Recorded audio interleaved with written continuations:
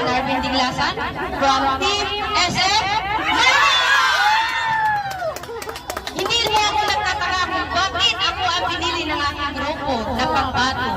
Alam niyo na, ito yung dating inaapi, tapos naghihiganti. Medyo matagal-tagal na rin ako sa industriyang ito.